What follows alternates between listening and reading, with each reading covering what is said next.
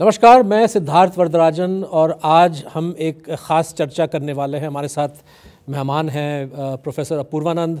एक साल बीत चुका है जब हिंदुस्तान के पार्लियामेंट ने सिटीजनशिप अमेंडमेंट एक्ट यानी कि नागरिकता संशोधन विधि इस कानून को पास किया, ये कह के कि बहुत ज़रूरी है कि हिंदुस्तान एक तरह से उन शरणार्थियों को नागरिकता दे जो हिंदू, सिख, ईसाई, बौद्ध और जैन धर्म से हैं और जिनका वास्ता पाकिस्तान, अफ़गानिस्तान और बांग्लादेश से है, जो हिंदुस्तान आए हुए हैं। मोदी सरकार का कहना था कि ये एक ह्यूमैनिटेरियन जेस्चर के तौर पे इनको भारतीय नागरिकता देना बहुत ज़रूरी है और इस कानून को पास किया गया। उस कानून में एक अहम बात ये थी जो आप हर कोई जानते होंगे कि जो उस मुल्क के जो शरणार्थी हैं जिसका धर्म इस्लाम है, उनको उस कानून से बाहर रखा गया। उनके लिए कोई प्रावधान नहीं था, जिसके चलते जब अमित शाह साहब और बीजेपी के नेताओं ने एनआरसी यानी कि नेशनल रजिस्टर ऑफ सिटीजन्स की बात की तो ये बात स्पष्ट हुआ कि ये एक तरह से एक प्रक्रिया शुरू की जा रही है जिससे हिंदुस्तान के जो मुसलमान नागरिक हैं उनकी नागरिकता पे कहीं ना कहीं एक सवालिया निशान खड़ा करने की कोशिश की जाएगी। और इसके चलते दिल्ली और अलग अलग शहरों में कई हफ्तों तक बहुत बड़े जो है प्रदर्शन, जो डेमोन्स्ट्रेशंस वगैरह ऑर्गेनाइज़ किए गए, जिसका एक प्रतीक शाहीन बाग में था। लेकिन कानून जो है, क्योंकि एक साल गुजर चुका है, हम उस कानून पे शुरुआत करेंगे, उस पे फोकस करेंगे और उससे जुड़ी हुई तमाम जो सियासी गतिविधियां हुई हैं।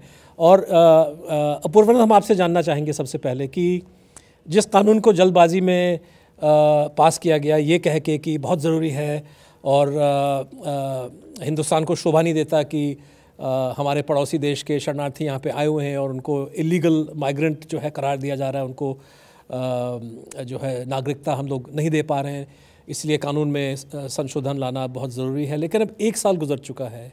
हाल ही में हमने पढ़ा सिलचर, असम के सिलचर ज़िले में चंद्रहार दास नाम के 104 साल के व्यक्ति, उनका देहांत हुआ। वो अपने आप को इंडियन सिटीज़न साबित नहीं कर पाए। पाकिस्तान के सिख और कुछ हिंदू जो शरणार्थी हिंदुस्तान आए उनको लौटना पड़ा है वापस, क्योंकि ये कानून जो है अभी तक उन पे लागू नहीं है। तो एक साल गुजर जाने के बाद ऐसा क्या है कि सरकार उस कानून को अभी तक लागू नहीं करा रही है? इससे हम क्या नतीजा इससे हम क्या जो है लेसन निकालें? नहीं, इससे एक ही नतीजा निकाला जा सकता है कि सरकार जिस कानून को भी यह कह के लागू करने की कोशिश करती है कि अगर तुरंत नहीं किया तो फिर विकास रुक जाएगा या दूसरी समस्या सुलझेगी नहीं, सरकार अपने इरादे में ईमानदार नहीं है। और यह बात अभी के कृषि संबंधी कानूनों को लेकर भी कही जा सकती है, जिनको बहुत जल्दबाजी में और ज़बरदस्ती संसद से पारित करवाया गया है। लेकिन जहाँ तक सीएए का प्रश्न है तो वो पूरी तरह से भारतीय जनता पार्टी की जो विभाजनकारी राजनीति है उसका एक औजार था, यह साबित हो चुका है। क्योंकि एक साल गुजर जाने के बाद भी उससे संबंधित नियम कायदे नहीं बनाए गए हैं जिनसे वो कानून लागू किया जा सके। जी, जो रूल्स कहते हैं, हाँ, जिनको रूल्स कहते हैं, हाँ, जी, तो वो रूल्स नहीं बनाए जिनसे वो लागू ही नहीं हो सकता है। तो इसका मतलब कोई हड़बड़ी नहीं थी। आशय यह है कि इसे एक राजनीतिक औजार के रूप में इस्तेमाल किया गया, जिसमें जैसे डॉग विसल पॉलिटिक्स आप कहते हैं, हिंदी भाषी क्षेत्रों में और बंगाल में यह संदेश देने की कोशिश की गई कि ये एक ऐसा रास्ता नागरिकता के हमने निकाला है जिस पर हम मुसलमानों को चलने नहीं देंगे। तो ये जो मुसलमान विरोधी नफ़रत और मुसलमान विरोधी अलगाव की भावना थी, उसको और गहरा करने का औजार था मेरी समझ से। और इसमें कोई ईमानदारी नहीं थी। कम से कम ये ईमानदारी नहीं है कि जो उत्पीड़ित लोग हैं उनके प्रति हमदर्दी या उनके लिए हमदर्दी के चलते ये कानून लाया गया है। ये कानून लाया गया है सिर्फ इसलिए कि यहाँ के हिंदुओं को बतलाया जा सके कि हमने नागरिकों की 2 श्रेणियाँ बना दी हैं और हमने मुसलमानों को एक कमतर या हीनतर श्रेणी में डाल दिया है।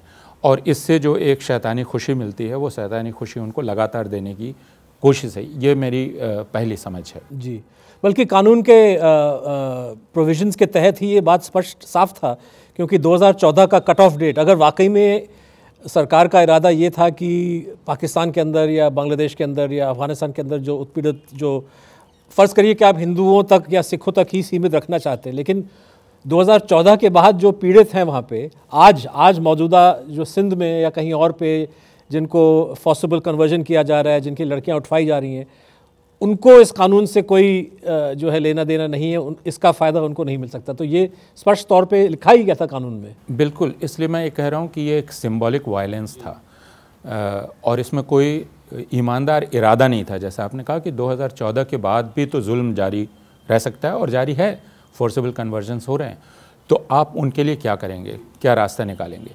तो यह बहुत स्पष्ट था कि पहले असम में एक विभाजनकारी राजनीति को गहरा किया जाए, जो एनआरसी के ज़रिए करने की कोशिश हुई, और जब एनआरसी से ये साबित हो गया कि ज़्यादा हिंदू ही उससे बाहर हो गए हैं जिनके पास कागज़ नहीं हैं, तब भारतीय जनता पार्टी ने यह कहना शुरू किया कि नहीं हम इसे मानते ही नहीं हैं, इस एनआरसी को, और अब तक उन्होंने उसको नोटिफाई नहीं किया है कि वो उसे, और वो मामला अभी भी बस पेंडिंग है, लटका हुआ है। और वे कह रहे हैं कि सर्वोच्च न्यायालय की निगरानी में की गई एनआरसी की पूरी प्रक्रिया को वो नहीं मानते हैं।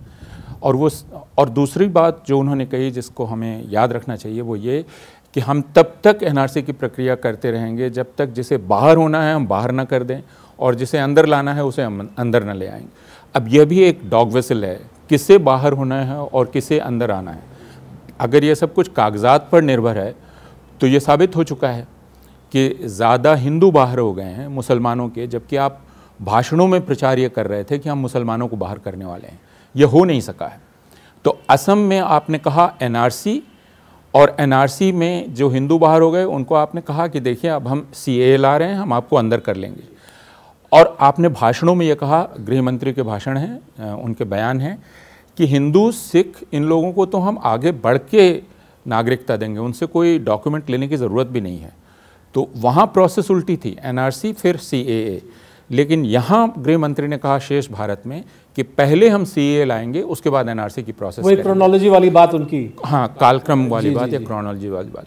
तो यह जो विरोधाभास है या बेईमानी है, ये इतनी स्पष्ट है और पारदर्शी है कि जो इसको नहीं देख पा रहे हैं या तो वो भोले हैं, उनको मूर्ख कहना ठीक नहीं होगा, या वे जानबूझकर अपने आप को धोखा दे रहे हैं। यहाँ मैं दर्शकों को दो और बातें बताना चाहूँगा कि इसी सीएए के वाइडर पॉलिटिक्स के हवाले से, कि पिछले महीने एक बहुत जो है अनयूजुअल स्टेटमेंट, एक वक्तव्य जारी किया गया विदेश मंत्रालय के हवाले से, जहाँ पे पहली दफ़ा हिंदुस्तान ने पाकिस्तान के अंदर जो अहमदी समुदाय है उनके मिसट्रीटमेंट, उन पे जो जुल्म हो रहा है उसके बारे में भारत सरकार ने पहली दफ़ा बयान दिया, और पाकिस्तान सरकार को एक तरह से बताया गया कि आप इस किस्म का ट्रीटमेंट जो है उन पे ना करें।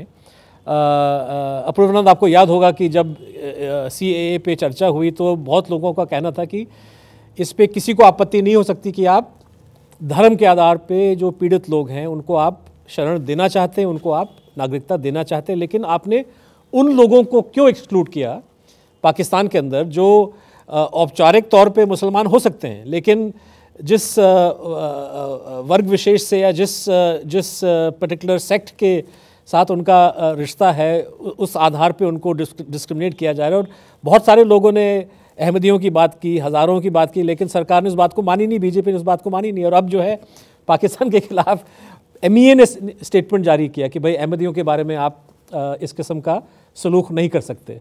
हाँ, तो इससे ही उनका दोहरापन बिल्कुल जाहिर है कि इस कानून की मंशा ही ईमानदार नहीं थी। इस कानून की मंशा सिर्फ उस सांप्रदायिक राजनीति को या बहुसंख्यकवादी राजनीति को और गहरा करने के लिए एक औजार के रूप में। तो अहमदी का भी सवाल आप तभी उठाएंगे जब आपको एक तरह से आप पाकिस्तान के जो है मतलब as a foreign policy tool आप इस्तेमाल करना चाहते हैं, लेकिन अगर हम सीएए से जुड़ा हुआ जो एक ह्यूमैनिटेरियन कंसर्न की बात की गई थी उससे जो है फिर वहाँ पे अहमदीज़ नहीं आते। और दूसरा पॉइंट मैं उठाना चाहता था कि हाल ही में खबर छपी, मेरे ख्याल में बीएसएफ बॉर्डर सिक्योरिटी फोर्स के खबरों के अनुसार कि पिछले 7-8 महीनों में जो इलीगल माइग्रेशन है वो इंडिया टू बांग्लादेश ज़्यादा है और बांग्लादेश से इंडिया कम। यानी कि ये जो अमित शाह साहब और लोगों का जो प्रोपेगेंडा था कि भाई, बल्कि एक बहुत ही आपत्तिजनक लफ्ज़ दीमक उन्होंने इस्तेमाल किया टू डिस्क्राइब जो पाकिस्तान, जो बांग्लादेश से आए हुए जो मज़दूर हैं, जो जिस तरह से हिंदुस्तान के मज़दूर दूसरे मुल्कों में जाते हैं, उसी तरह से बांग्लादेश के और देशों के लोग यहाँ पे आके काम करते हैं, उनके बारे में जो है कहा गया कि ये दीमक हैं। लेकिन अब पता चला कि ये सो कॉल्ड दीमक अब ज़्यादा भारी मात्रा में हिंदुस्तान छोड़ के जा रहे हैं, और साथ साथ ये भी खबरें आ रही हैं कि हिंदुस्तान के भी लोग वहाँ पे, बल्कि बांग्लादेश के अंदर डेटा है कि हिंदुस्तान से सो कॉल्ड इलीगल माइग्रेंट्स की संख्या भी वहाँ पे बढ़ रही है। बिल्कुल। बांग्लादेश ने पहले ही कहा था कि भाई हमारी अर्थव्यवस्था आपसे बेहतर हो रही है, तो हमारे यहाँ से आपके यहाँ लोग क्यों जाएंगे, आपके यहाँ से हमारे यहाँ आएंगे। दूसरी बेईमानी इसमें बहुत साफ थी कि भारत सरकार ने यह साफ किया था कि एनआरसी हमारी अंदरूनी प्रक्रिया है।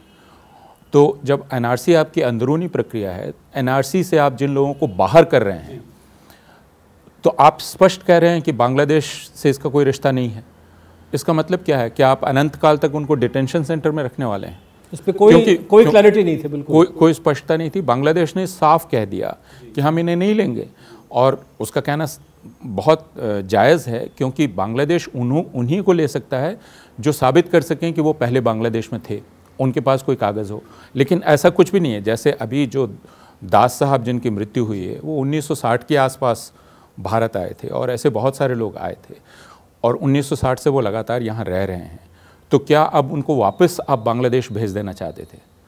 वे विदेशी रह के ही मर गए, जबकि उनके परिवार के लोगों ने कहा कि उनको बड़ी उम्मीद थी इस सरकार से कि वो भगवान अब आ गए हैं और सारी समस्या का समाधान कर देंगे। लेकिन बहुत स्पष्ट है कि ये इरादा ही नहीं था कि आप क्योंकि अगर आप शरणार्थियों के प्रति मानवीयता से प्रेरित हैं, तो सबसे पहले आप रिफ्यूजीज़ को लेकर जो कानून है, तो उसको आप पारित करें, उसको आप पारित करेंगे ना। लेकिन वह तो आपका इरादा नहीं है। विभाजन या ध्रुवीकरण के सियासत से जुड़ आप कह रहे हैं कि ये शायद एक बीजेपी का मेन मकसद था।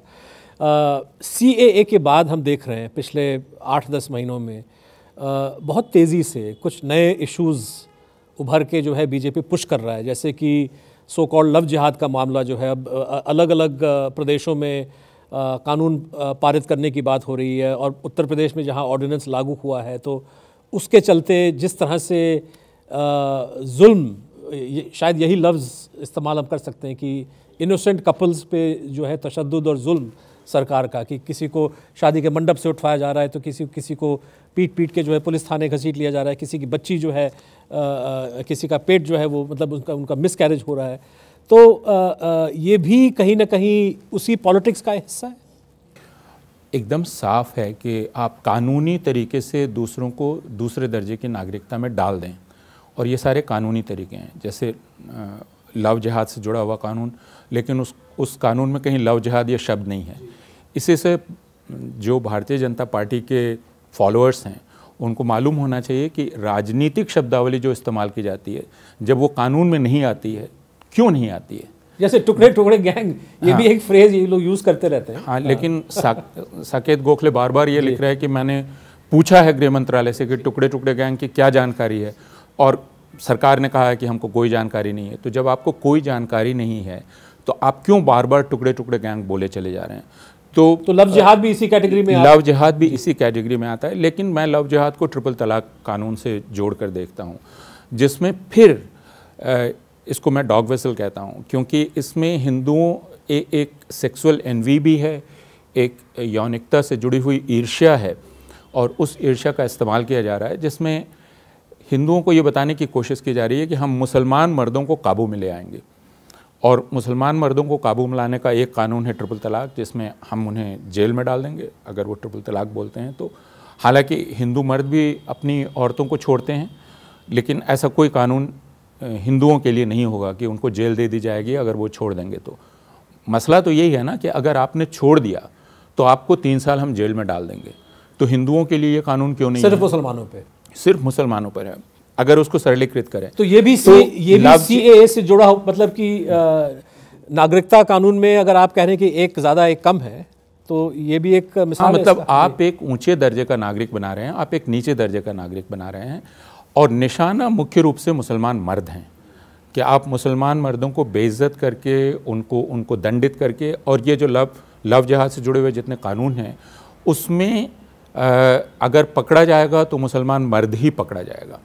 ये बहुत साफ है, और उसी को साबित करना होगा कि इस लड़की ने अपनी मर्जी से शादी की है। अब ये वो कैसे साबित कर सकता है, क्योंकि आपने लड़की को अलग कर दिया और भारत का दबाव फिर आप डालते हैं, आप दबाव डालेंगे, और अब पुलिस एक्टिवली इसमें शामिल हो रही है, प्रोएक्टिवली। पुलिस का इसमें इतना प्रोएक्टिव होने का काम ही क्या है, लेकिन पुलिस अब प्रोएक्टिवली शामिल हो गई है। तो तराजू का पलड़ा पूरी तरह से मुसलमानों के खिलाफ झुक गया है। यह बात एक और मिसाल अगर दिया जाए तो इसी लव जिहाद कानून, सो कॉल्ड फीड, पता नहीं रिलीजियस कन्वर्जन, पता नहीं क्या औपचारिक नाम दिया उत्तर प्रदेश सरकार ने, लेकिन उसमें ये स्पष्ट शब्दों में लिखा गया है कि अगर धर्म परिवर्तन आप मूल धर्म में आप करते हैं, यानी जो अनडिफाइंड एक तरह से, फिर ये जो है कानून आप पे लागू नहीं होगा। इसका मतलब ये कि अगर कोई हिंदू मर्द किसी मुस्लिम लड़की से विवाह करना चाहता है और उसको हिंदू बनाना चाहता है, तो ये कह के कि भाई इनका मूल धर्म तो हिंदू था, क्योंकि आरएसएस का कहना है कि हर मुसलमान शुरू से हिंदू ही था। जी जी जी, तो ये कानून ये बहुत, इसलिए बहुत साफ है अगर इस कानून को पढ़ेंगे कि अगर आप मूल धर्म में लौट रहे हैं तो आप पर यह कानून लागू नहीं होगा।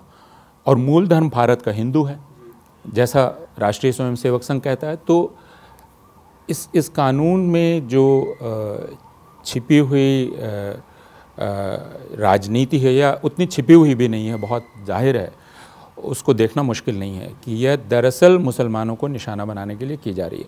उसके साथ अब कर्नाटक में अभी जो काउ स्लॉटर को लेकर कानून आया है, और उसके बाद कर्नाटक के मंत्री ने यह कहा कि इसमें हम जो गोरक्षक हैं उनको हम काम देंगे। इसका मतलब क्या है कि अब आप कह रहे हैं, जबकि मोदी साहब का बयान 2 साल पहले मुझे याद है, जहां पे जब बहुत दबाव उन पे था कि काउ विजिलेंटीज के खिलाफ आप कुछ बोलिए, क्योंकि जब लिंचिंग वगैरह चल रहा के समय हो। जी जी, तो उनका एक बयान बकायदा आया कि आप ये इन्फोर्समेंट जो है वो सरकार करेगी और आपको इसमें शामिल होने की ज़रूरत नहीं है। हाँ, लेकिन ये बार बार कहा गया, जैसे हरियाणा में जो गोरक्षक हैं उनको बाकायदा बैचेस दिए गए सरकार की तरफ से, और कर्नाटक में तो औपचारिक तरीके से कहा जा रहा है कि यह कानून जो हम ला रहे हैं तो हम उनको काम देने वाले हैं, उनको एक इज्जत के साथ हम काम देने वाले हैं। इसका मतलब भारत में अब गुंडागर्दी और लफंगई राजकीय हो जाएगी और कानूनी हो जाएगी। यूपी में भी बल्कि लव जिहाद कानून के तहत बहुत सारे केस आए हैं जहां पुलिस खुद कबूल कर रहे हैं कि बजरंग दल वालों ने हमको इत्तला किया, या लड़की के परिवार वाले कहते हैं कि बजरंग दल वालों ने पहले हमको कहा कि आप जाके केस डालिए। हाँ, मुझे बाबू बजरंगी की याद आ जाती है। आप बाबू बजरंगी गुजरात वाले, जो बहुत शान से ऐलान करता था कि मैं तो दरअसल लड़कियों को अलग करके ले आता हूं और उनके दिमाग की धुलाई करके उनको वापस माँ बाप को सुपुर्द करता हूं। तो अब यह अखिल भारतीय परिघटना बनने वाली है जिसमें बाबू बजरंगियों का यह देश हो जाएगा, और जहां कानूनी एक औपचारिक जो है रोल उनको दिया गया है। जी अपूर्वा जी, इसी बात को आगे बढ़ाते हुए, अभी तक तो हमने बात की बीजेपी और उनके सियासी मंसूबों के बारे में, और जिन कानूनों के तहत जो है ये अपना काम कर रहे हैं। सीए एक मिसाल था, लव जिहाद कानून एक और मिसाल है। आपने कर्नाटका में कैटल स्लॉटर वाली विधि के बारे में बात की, लेकिन 1 साल क्योंकि सीए से जब पारित हुआ बीत चुका है, इसमें 2 और मुझे लगता है कि अहम चीज़ों पे हमको बात करनी चाहिए। सबसे पहले कि नागरिक या शहरी या आम जो जनता है इस देश का, और जो अफेक्टेड लोग हैं, उनका प्रोटेस्ट करने का अधिकार, पिछले 1 साल में हम क्या जाने कि ये अधिकार क्या सुरक्षित है या ख़तरे में है। और इसी से शायद जुड़ा हुआ दूसरा सवाल कि जो लीगल सिस्टम का रोल है, कोर्ट्स का जो रोल है, CAA के ख़िलाफ़ जो पिटिशंस फाइल किए गए, उन पे सुनवाई अभी तक नहीं हुई है।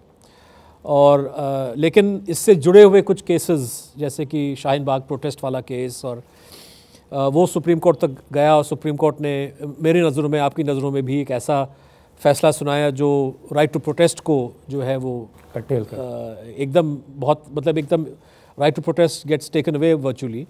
तो आप किस नज़र से देखते हैं कि पिछले साल में जो चीज़ें हुई हैं,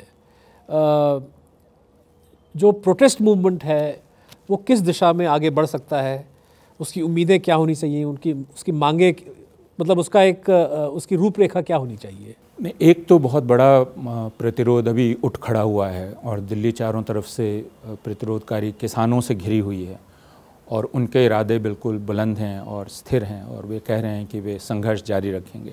और अभी तक सुप्रीम कोर्ट के उस फैसले का कोई असर उन पर नहीं पड़ा है, जहाँ पे कोर्ट ने कहा कि आप सिर्फ एक डेजिग्नेटेड, सिर्फ एक चुनिंदा एक जगह जो सरकार कहे, सिर्फ वहीं तक आप अपने प्रोटेस्ट को सीमित कर सकते हैं। हाँ, लेकिन चूंकि आपने सुप्रीम कोर्ट का नाम लिया तो इसमें जो दोहरा रवैया है वो फिर साफ हो जाता है, क्योंकि सुप्रीम कोर्ट ने आज तक सीएए संबंधी पिटीशन सुनी नहीं है।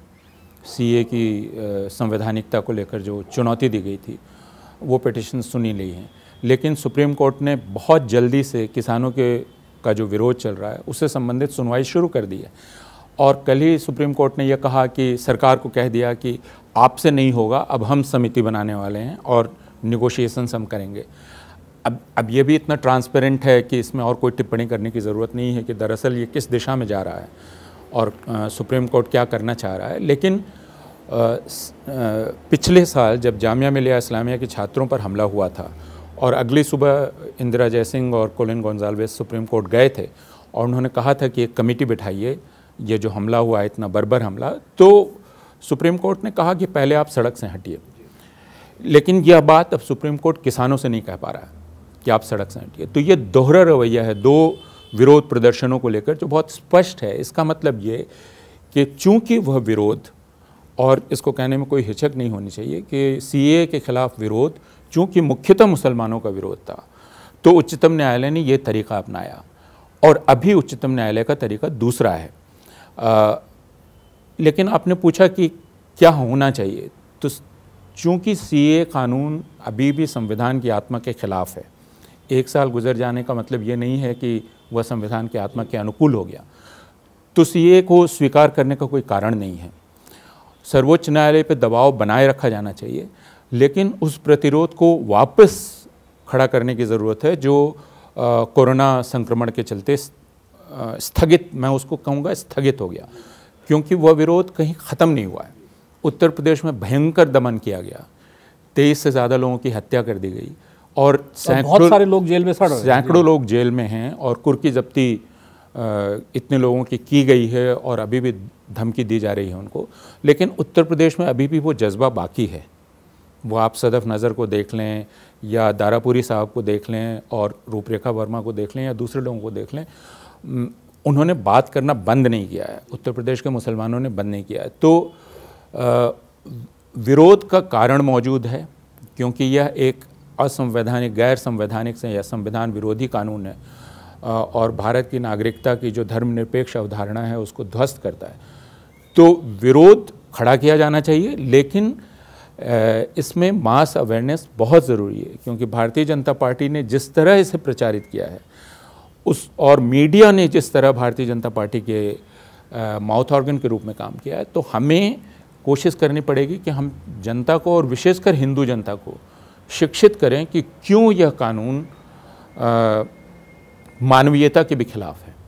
और सीएए का प्रश्न नहीं है, क्योंकि इन्होंने अभी यह कहना शुरू किया है कि हम जनवरी में सीएए लागू कर देंगे। लेकिन ये भी बंगाल के चुनाव का एक हिस्सा लग रहा है, मतलब बंगाल के चुनाव प्रचार की तैयारी है। बिल्कुल। और ये भी बयान कैलाश विजयवर्गीय का आया, होम मिनिस्ट्री से तो किसी ने नहीं कहा। होम मिनिस्ट्री ने नहीं कहा। तो इसलिए हमेशा एक ऑप्शन रख रहे हैं कि एक व्यक्ति कुछ और कहेगा, दूसरा व्यक्ति कुछ और कहेगा, जो आरएसएस का तरीका है कि 100 मुंह 100 तरह की बात करेंगे और जनता को जिस वक्त जो सूट करेगा उनकी जनता को उस चीज़ को वो एक्सेप्ट कर लेगी। तो यह कर्तव्य सिर्फ मुसलमानों का नहीं होना चाहिए, बल्कि हिंदुओं का और बाकी सबका होना चाहिए कि सीए, एनआरसी, एनपीआर और एनपीआर को का विरोध सबसे ज़रूरी है, क्योंकि अगर एनपीआर हो गया तो एनआरसी करने में सरकार को 1 मिनट की देर नहीं लगेगी, क्योंकि एनआरसी तो एनपीआर के फाउंडेशन पे बनेगा। ये बात लिखी हुई है, ये बात सारे लोग जानते हैं। इसलिए यह कर्तव्य अब सारे राजनीतिक दलों का है कि वे इसको अपनी जनता के पास ले जाएं और बतलाएं कि क्यों एनपीआर ख़तरनाक है, क्यों एनआरसी ख़तरनाक है। और एनआरसी का नतीजा वही होगा जो असम में दिखलाई पड़ रहा है, जिसमें 20 लाख से ज़्यादा लोग बाहर हैं, दर दर भटक रहे हैं, ज़मीन बिक चुकी है, सब कुछ बिक चुका है और उसमें 13 लाख लोग हिंदू हैं। मेरा ये कहना है कि मान लीजिए 13 लाख हिंदू नहीं भी होते और सबके सब मुसलमान होते तो भी हमें इसका विरोध करना चाहिए था। क्योंकि जिस तरह से आपने शुरू से कहा और हम लोग इस बात पे अपना फोकस कर रहे हैं कि CAA जो कानून है इसको इम्प्लीमेंट सही मायने से इम्प्लीमेंट करने का इरादा या किसी को रिलीफ देने का इरादा बीजेपी का शायद शुरू से नहीं था। इसलिए शायद ये एक फाउंडेशन बन सकता है, क्योंकि अब डेटा है, आपको पाकिस्तान से ये शरणार्थियों का आना जाना, लोगों का मरना, ये डेटा है जिससे शायद लोगों को सचेत किया जा सकता है कि भाई आप सरकार की बातों पे या बीजेपी की बातों में ना पड़िए, ये इसमें कोई हमदर्दी नहीं है, इसमें कोई ह्यूमैनिटेरियन मोटिव नहीं है, सीधे तौर पे पोलराइजेशन ऑफ इंडियन सोसाइटी यही मकसद था। और शायद इस बात को अगर रखा जाए लोगों के सामने, जिस तरह से अब किसान आंदोलन में भी थोड़ी बहुत जो है इस पे चर्चा हुई, वहाँ पे एक संगठन ने बाकायदा, हालांकि डायरेक्टली CAA पे नहीं था, लेकिन जिस तरह से उन्होंने जो पॉलिटिकल प्रिजनर्स हैं उस पर एक बहुत बड़ा दिसंबर 10 को फंक्शन आयोजित किया जहाँ पे ये बातें रखी गई और लोगों ने सुनी भी इसको। तो हो सकता है कि इससे जो है वो पब्लिक रिसेप्शन और बढ़े और सरकार और बीजेपी का की जो कोशिश है इसको एक तरह से कम्युनल दिशा देने की वो बात असफल रहेगी। इसी के साथ या आप कुछ और जोड़ना चाहेंगे एंड में? नहीं, आपने बिल्कुल ठीक 10 दिसंबर के उस कार्यक्रम की याद दिलाई और जब एकदम सही था, क्योंकि उग्रहान ग्रुप ने ये किया था और उन्होंने कहा कि भाई जो लोग लगातार हमारा समर्थन करते रहे हैं, जो देश के जो लैंड एक्विजिशन बिल के ख़िलाफ़ आंदोलन में शामिल हुए, जो आदिवासियों के अधिकारों के लिए लड़ते हैं, जो बाकी लोगों के अधिकारों के लिए लड़ते हैं, आज अगर वे जेल में हैं तो क्या हम उनकी रिहाई की मांग ना करें। यह एकजुटता का इतना अच्छा उदाहरण था और इस बात का कि जो संघर्षशील जनता होती है वो बाकी संघर्षशील जनता के साथ एकजुटता प्रदर्शित करती है और उसके बिना राष्ट्र नहीं बनता है। जी बिल्कुल, जैसे आपने लेख में भी लिखा था, सॉलिडारिटी के बगैर राष्ट्र का निर्माण नहीं हो सकता, सॉलिडारिटी के बगैर जो है किसी देश में जनतंत्र जो है कायम नहीं हो सकता। सॉलिडारिटी के लिए बहुत ज़रूरी होता है कि लोग सही तरीके से इन्फॉर्म्ड हो, एक रैशनल तरीके से बातों पे डिस्कशन और चर्चा हो, और यही हमारा उद्देश्य है वायर में।